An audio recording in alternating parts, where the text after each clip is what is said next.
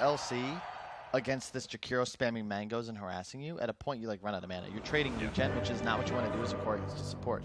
But as a 5 position, Notel is very content. Just, you know, you trade better than Jakiro. You're going to run at him, you're going to spam Q, spam W, and you're going to keep your core in the game. So I think wherever Jakiro goes, you're going to find Notel in that. Looking good. I can see them leaning it either way. Like Rubik Slark also feels a bit weird. And I generally think Slark, because of the way his hero works, he wants to run up and trade with you. Having some sort of sustain that allows you to use Essence Shift is quite important for his laning phase. So one that gives you he can do without response. We'll see. Everybody's beelining for them. Top's going to get controlled by OG off all the runes, man. Here comes the response move. Oh, Carl, he's not afraid even with Thompson here. He says, okay, probably don't have chains. Not really in much danger here. Thompson going to make use of that arcane rune to make sure he's going to survive here. Seb going to receive a helping hand here, a bit of a purge. Dealing with that Jakiro, which is going to be a constant problem for him. Zephyr is going to be run down by the Ember Spirit. Really? He knows the radius of this Remnant so well. Like, he's just dancing around it like it's a landmine. I'm going to grab a quick stack. And the nice thing about this, though, for OG is that their carry is completely protected. Like, has Sumail played against heroes during this entire series when he didn't want to? Seriously? No. I feel like he's just been hitting creeps. Yeah, the OG's doing a great job of moving attention away from their carry. I mean, we've criticized him, right, for not using his minimap in this game. He doesn't need to, that's why. Who cares what's happening? Yeah, if we go to player perspective, it's what Cap's looking at right here, his bottom lane. Yeah, if your team plays the way OG does, you genuinely don't need a minimap as a carry player. Yeah, those are called inside jokes, guys. You got to give context to the viewer. You say, we've criticized them. You didn't say it on broadcast. So what are you guys talking about? We've been joking about it the last couple of days, that if Sumail had an option to hide minimap, he would. See more of his screen. Exactly. Mm. And that's a joke that stemmed from his time on Liquid. On Liquid. And that why did that happen? You would have to ask your best friend William Lee. Well, yeah, I mean, you told me he died once when he had vision, and you probably guys just what happened. memed him out of existence. Probably, I don't remember how this started, but it was probably he got ganked mid when there was a ward, and William was watching his parry perspective, thinking Sumail's gonna back off here. And then Sumail didn't. And then William was like, Sumail, use your minimap. It's good. And then we all started naming him. And then it's just set in stone. Carl's out of mana. Oh, well, actually, he does have 6 Magic Wand charges, so he's kind of baiting him in a little bit for one last jump away, and that jump is far enough. Sumail trying to catch him midway through. 23 Savage right in the middle of all of these heroes. Sumail not too afraid of him, as after, he's going to be at swap back. 2 seconds, he doesn't actually have his ult. Oh no, Sumail. T1 realized they made a grave error. Seb is going to be able to get off a good ultimate though, and in return, 23 Savage has overextended himself and will receive tips from OG. That is unfortunate. I think 23 said it best. Sumail, a bit of a blunder there. I think he was trying to like catch the storm mid-zip almost, but as you said, the mana was enough to get him out. And then Savage just kind of returns the favor. I think the storm went too far. Like I didn't expect him to be able to jump that far, so he must have had a soul ring that Sumail didn't see coming. Yeah, between Soul Ring and I think it was 6 Magic Wand charges. Yeah. Whitemon almost dying there. Thompson still playing the edges, looking for that last light. They are going to be able to get a nice overgrowth, lock him down with the Ice Path followed up. Thompson's dead. Sumail may just fall again if they can somehow get in front of him. They've got to swap. Sumail's going to show. There it is. Swap back, stunned while the Dark Pact is down. And T1 holding their ground, holding the line around the Tier 1 tower, winning these fights. And this goes back to what we talked about earlier, right? If you let T1 fight, if you let them play to their limits, you put them in a position where they're allowed to play Dota, they're a fantastic team. And they're showing that here. They're holding their own against OG. Carl's balling out. He's 5-0-3. But like his score doesn't really reflect like how much he's like had to play Dota this game. Pretty much dueling Thompson since minute 2. Another kind of uncharacteristic mistake from Sumail. Yes, I am talking to you. I'm not quite sure why you keep going middle and pouncing into Tier 1 towers, my friend. Yeah, he was having a totally free game. Like, don't you just kind of like chill out for a while? I think the Storm thing, it would have been a big play, you know? He didn't expect the Soul Ring. He gets that. We're talking about how sick of a play that is. That's true. That's true. This is what Dota comes down to ultimately. Like, these small things. And I think right now, when it comes to the micro decision making, T1 looks slightly sharper. I think OG, when it came to the macro and like the decision making and understanding how to execute their drafts, that's really been their strength. Yeah. And I think when OG is forced to play these micro decision making games, that's when they sometimes tend to suffer. Yeah.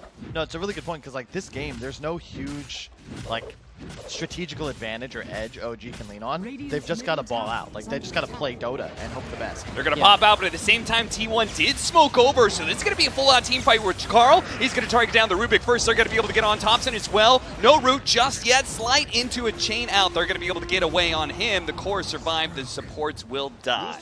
It's so hard to play into Jakiro tree. Like you just see, you know, maybe in the past you had experience playing like World of Warcraft, you know, not standing just slightly out of range with the fire or the roots, but in this case, if you catch it for a second, I think No-Tail was saving W there, but ends up just kind of standing in macro fire and dies to a root from the troll. Sumail did get solo mid tower as a result of that. So this is what OG does so well, and I noticed them doing in all these games. Like, yeah, they lost a team fight, but they traded 1 for 2, and they only effectively lost their 2 supports. T1 burnt a lot of cooldowns, they brought their carry to the fight, and Sumail's just free farming stuff. Yeah. Sumail's getting to choose when he wants to fight against heroes. So even though like he's died twice here, a little bit uncharacteristically, it's only been because of his own mistakes. It's not because T1's able to apply any pressure to his game. Yep. And it's pretty telling. It means that OG are heavily in control of the game. And I think if you ask the OG players right now, like, who's winning, they're like, we're dominating this game. Everything's going the way we are expecting it to. Yeah, I mean, Thompson got away with this pretty greedy build as well, maxed out W and Flame. Like, Maelstrom already. Like, he's just able to farm now very efficiently. Yep. Sad. Jump in, jump out. Rune spawned bottom, ultimately DD for Thompson. So you're saying that like OG probably thinks that they feel really good about this game. Dota Plus actually has T1 up 66%. Do you agree with that? Are you saying like just OG thinks that this game is going fine, but that's not actually the case, or what? I think OG are happy because they're in control. They're setting the pace of the game, and I think that's what they want to be doing. And they know that as long as like the game is on them to mess up. They know that T1's going to respond to them. They just need to predict in what way they're going to do it and then react to what's happening. And I think as T1, you don't feel good because you're always playing the response game to the enemy team. You're not like if you notice, trolls in every engagement. Every time we move our camera somewhere, there's a troll there, and he's being poked, he's being harassed. But Carl is balling out of control. So I mean, Carl is feeling himself for sure. He's enjoying this thoroughly. Now, you say that they won't feel good reacting all the time. Is that just like a general rule, or do like some players or teams prefer reacting to the enemy making moves? So I think you enjoy reacting when you're killing them and then you're getting something out of it. You know that you're progressing your game. You're getting closer to where you want to be. And I mean, obviously they have been, but I think like if you think about all the small things that are going in their favor, all it takes is one of these fights not to, and then suddenly we're going to feel like Slark is unkillable and we can't do anything about him. Yep. So I think from OG's perspective, they feel like they can lose 10 fights, but as soon as they win 1, the map is going to open up for them. Yep. Okay. So T1 has to parry perfectly every single time. Exactly. And we haven't seen them slip up yet. No, exactly. I think what T1's doing is like perfect, but OG also are aware of that. Like, it needs to keep going this way for them. Yeah, and I love when you even caught him. Oh my. Whitemon quickly killed T1. Or actually, they stole Macro Pyre on Soxa. That's a big pickup. Like Sumail, he went for the Dark Pact cooldown, and it's because he's just kind of the win condition. And like Aiden is saying, like his deaths are kind of on him. It's really tough for T1 to deal with Slark in this game, unless Troll or Storm just gets like an item ahead. And even then, it's still a little rough because you're playing with No-Tail in your back pocket. So I think that's part of the reason Carl's like skipping the Orchid here, because it's still not killing Slark. Even if he can't save himself, if No-Tail's just there, that entire item is now squandered, and I really like the Kai-san for that reason. It just seems like it's better fit here. It feels like T1's strategy to win this game is they're going to try to play like a ball so Slark doesn't feel comfortable running into them, and then they're going to try to kill off the other heroes. They want to leave Slark for last and like deal with him once they get there. And you said early on, like, the strategy for T1, win the lanes, which they didn't actually do, but the other thing you said was they need to stave off OG's aggression and, like, during this crucial period of time where Venge, Storm, and Troll all need items. And we're about to reach the end of that, right? Cuckoo is about to get his Aghanims up. And that is huge. Like, yeah, Venge doesn't help too much with the Slark, but it is a great defensive save for the Pounce, but it's also really nice against Monkey King. You can get him out of the Wukong. We saw it used offensively to get Slark killed earlier. And swapping Monkey out of, and Aghanims doesn't give charges to the Slark. in addition, it's like 2 lives, right? So you can just be this frontliner that your team kind of needs, plus damage steroid for the troll. Yeah, absolutely. Oh, stolen macro pyre. That's actually going to do enough damage to be able to quickly kill Carl. Great play from Saksa and Sumail, and a big pickup too. 599 bounty for Carl. The sentry, was that just, he didn't have vision of the Slark because he got close? Now, do they have the root? Not going to go for it here. Cuckoo does have this. Oh, he actually doesn't have the Aghanims just yet. The Overgrowth just off the mark there. Little awkward. 23 Savage not able to catch up to Thompson. It's just this trio that is forcing a pretty big response out of T1, but the Axe is now here for Cuckoo. I'm loving just No-Tail is just so good in these games. Like, you see, always seems to be right place, right time. Just I think that's always been one of his biggest strengths as a player. I mean, his understanding of the map, I think, like, for as long as I can remember, I've always thought is like probably one of the best in the world. Even back when he used to play carry and used to play these Nagas and stuff, he always knew like where to be, where to cut, what waves to be on. And I think, yeah, he's utilizing it perfectly here, even as a support player. Yeah, like if Thompson doesn't have No-Tail with him there, he just kind of feeds and he's like, what's he doing, guys? But yeah. No-Tail with the immediate cleanse of the initial stun. Like the root, we heard the root animation and it didn't seem like he spent any time rooted. Yeah, so let me tell you a secret. I learned this when I was playing with Sumail. When you have these really over-aggressive player types, like Sumail when he's mid or Thompson, you get it for free almost because you know they're going to run into trouble. Because you've seen it happen so many times that you can easily position yourself behind them. And if the enemy team doesn't respond to these players, they're just going to get so much out of the map. Yeah.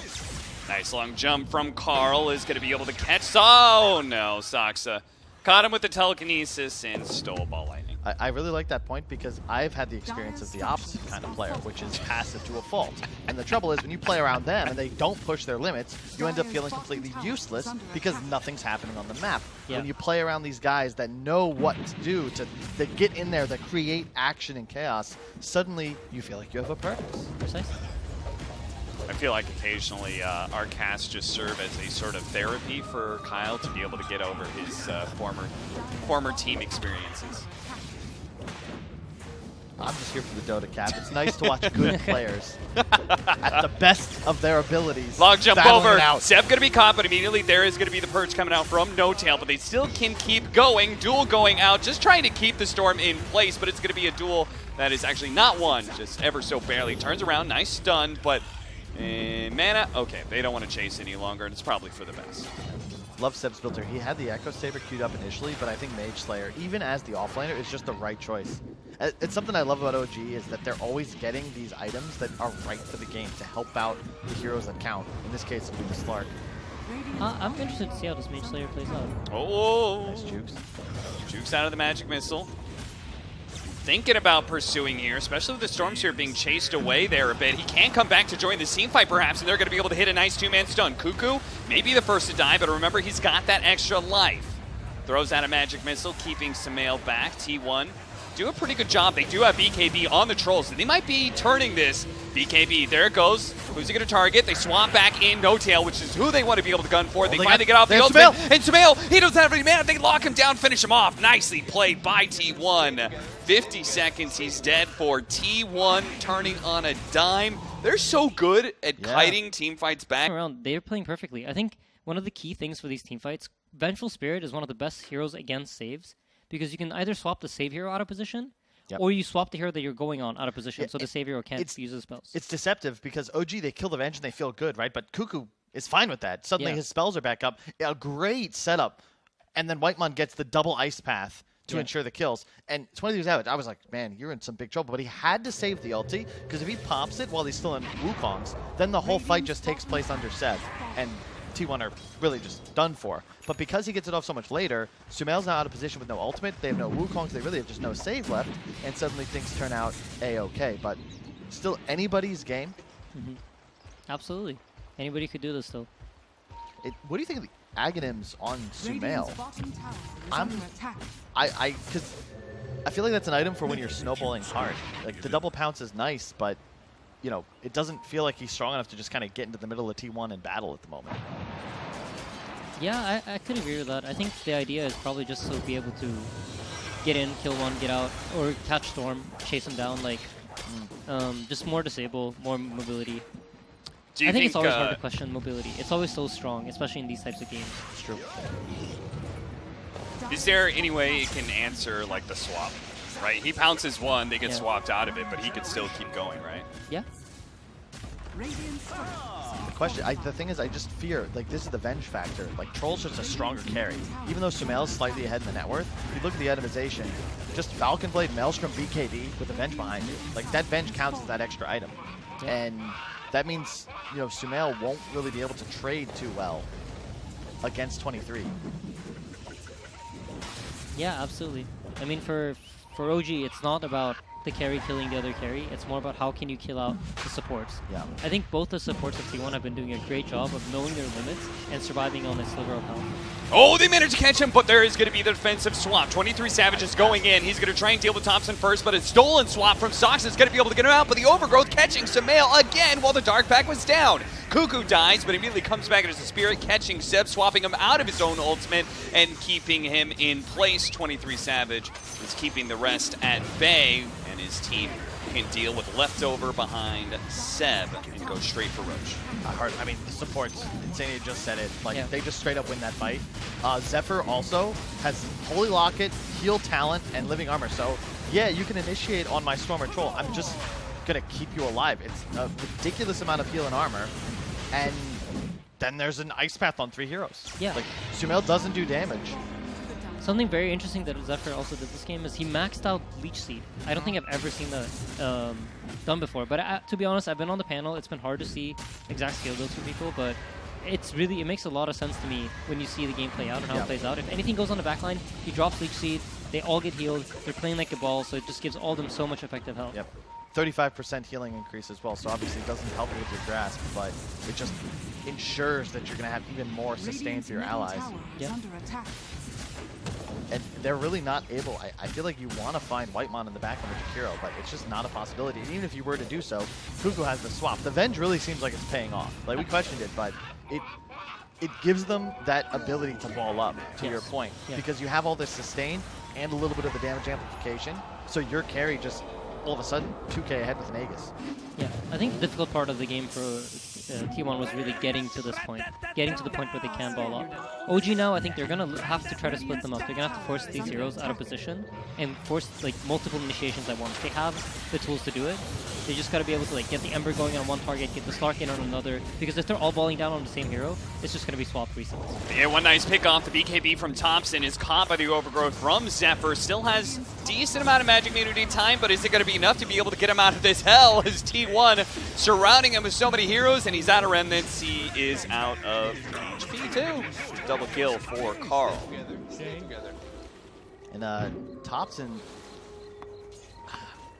BKB into the tree. A really nice job by Zephyr. Another reason the hero seems very strong in T1's hands. They needed their own tool of BKB disable. Yeah.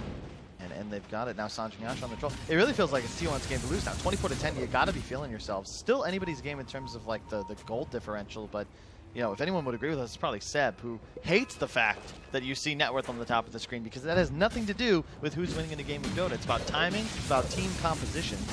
And it does feel like Dota Plus has that same idea, because even with less than 1,000 gold, 81% win rate, you got to figure T1's going to outscale. Yeah, I mean, I think they've weathered the storm, so to speak. Like, OG needed to take control early.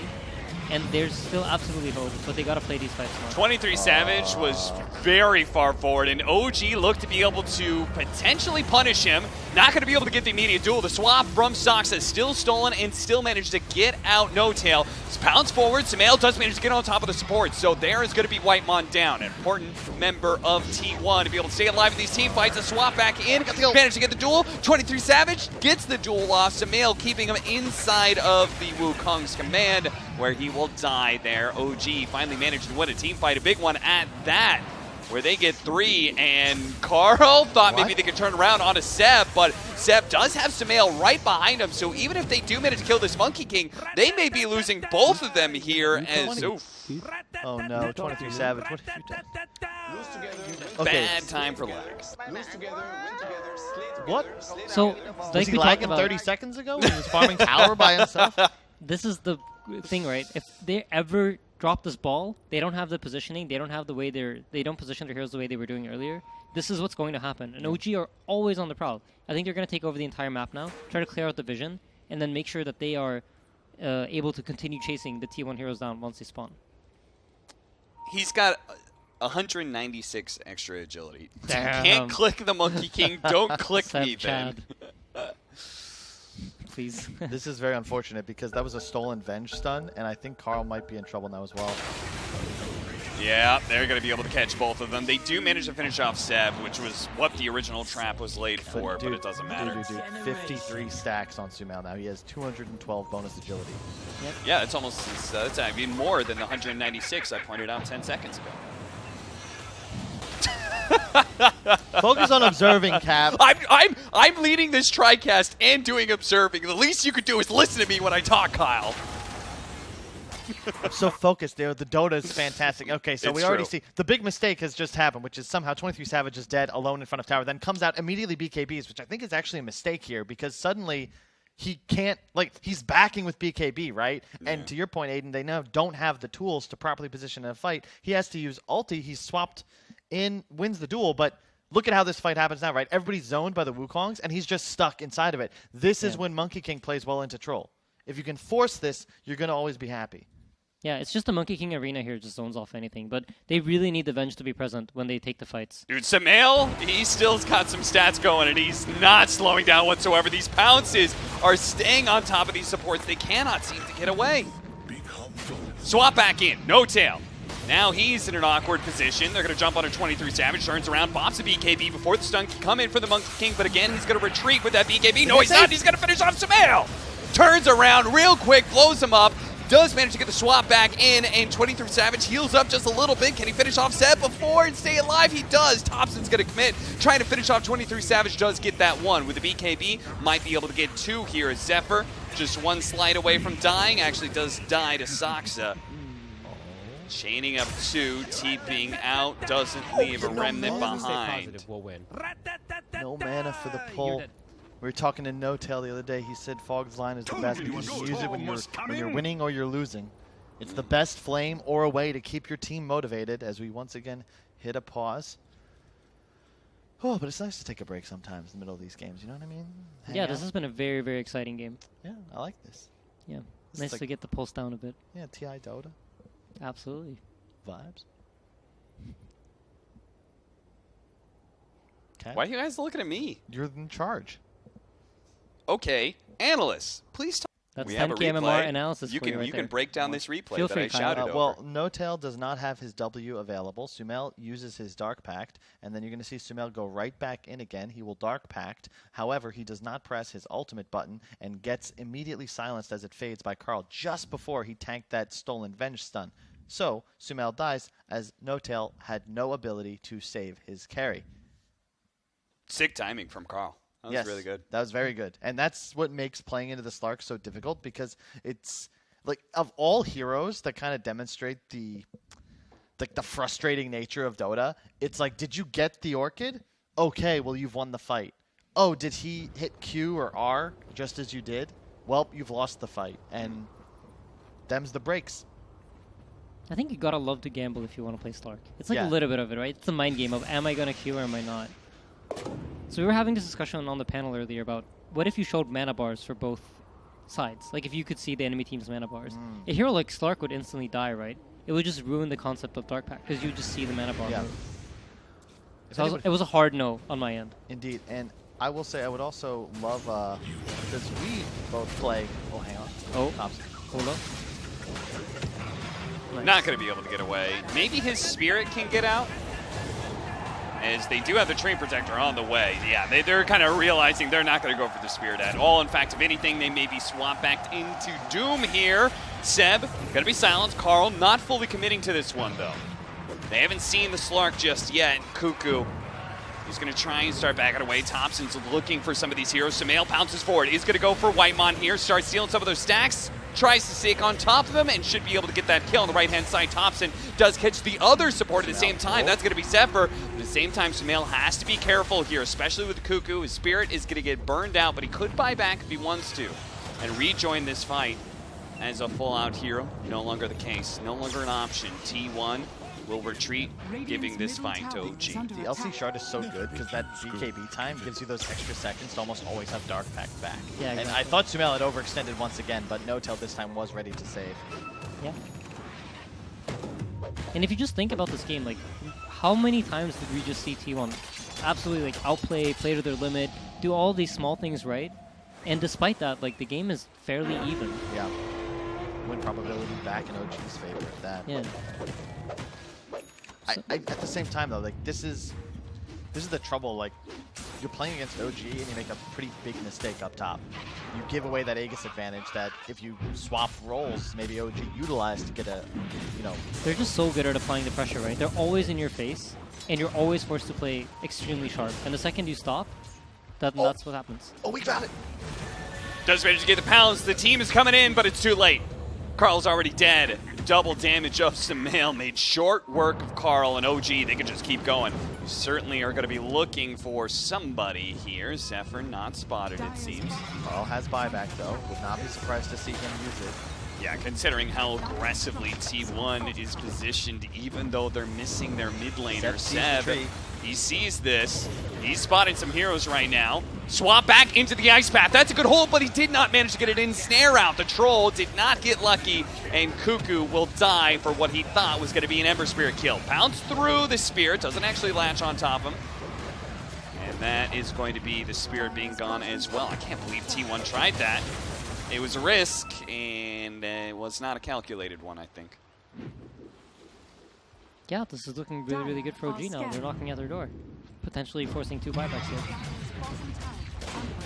And this is where things get a little spooky, just because suddenly OG have this ability to play, like, you know, T1 were kiting while they were controlling the area, but now suddenly OG's reach potential has doubled. They have the Aghanim's on both cores.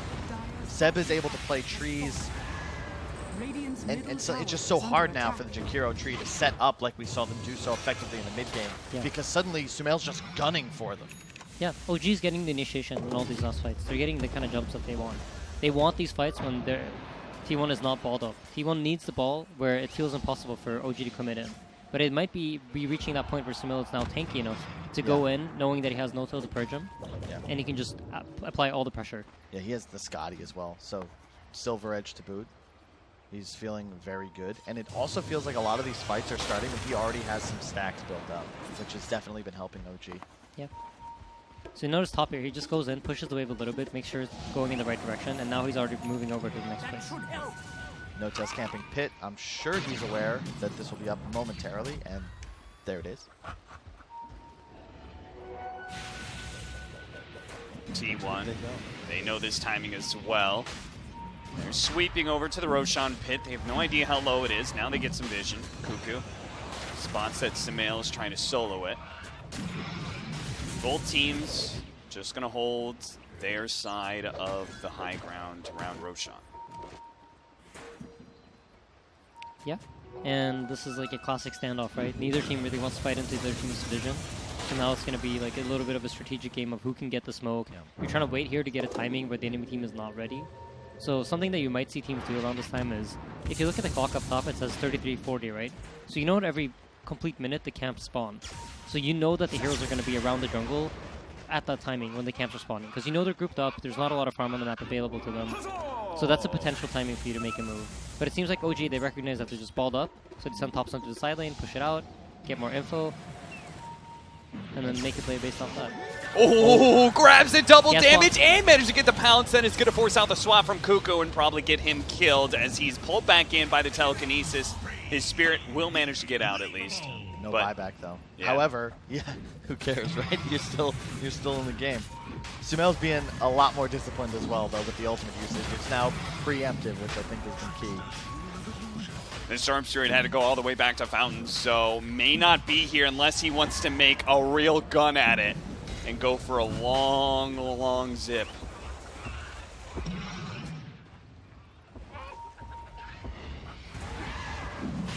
Keeping the vision inside. Sumail's double damage is going to wear out.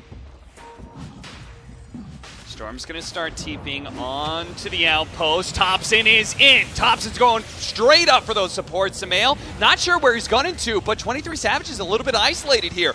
Cuckoo's trying to keep pace to make sure he can swap back 23 Savage to get him away from Sumail, while Seb is scaring back the rest of these heroes. Thompson's going to be able to finish off Zephyr. That's going to be first. 23 Savage looks at Seb. Carl commits with the Aghanim Scepter, pulling them both in. But inside of that Monkey King ultimate, they don't feel great. Again, the stolen swaps coming out from Saksa is going to be able to keep his cores feeling good and feeling aggressive. It's telekinesis toss back, chained up together. Toss, duel, going out. No tail. They turn around quickly, kill him. Winner, and Carl gets away before Sumail can hunt him down. But Sumail doesn't kill. He's going to be able to go for the supports and may still be able to catch Carl. Carl, no mana. Sumail bounced on top of him. They catch him. 4 dead on the side of T1. And now Roshan is going to go the way of OG. So this team fight, I don't see any other player than Topson doing this. But you notice how he just straight up into no vision, rolls in with the Ember. He knows that they're there. He's playing off of the fact that he knows that they're positioned there. That's how 95% of supports are going to position themselves when their cores are running into the Roche pit. And they get this team fight where there's like basically 4 fights going on at once. Topson's chasing supports.